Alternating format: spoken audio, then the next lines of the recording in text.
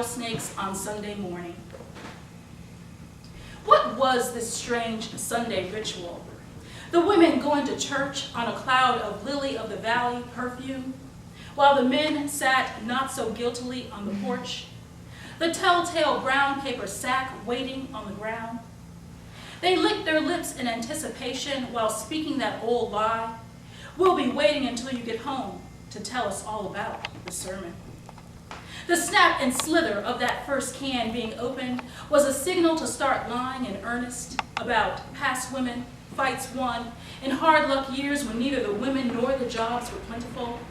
And that's when Peter Bo, or Bo Pete, that lost sheep of the family, who would mow your lawn or wash your car for a pittance, came sauntering down the street with a rattlesnake hanging dead from his hands.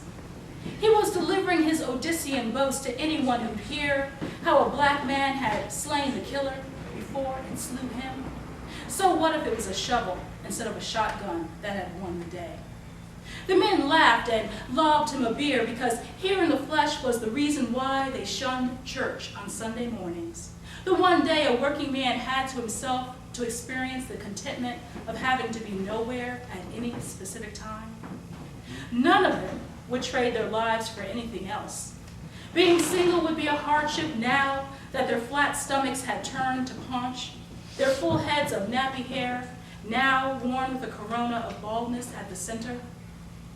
They'd learned to accept their women too, knew that they were no studs, but a good wife never complained, just closed her eyes and imagined a good man who'd one day share her church pew and not notice how every now and then she pulled a beer from his six-pack just to remind herself of what holiness wasn't.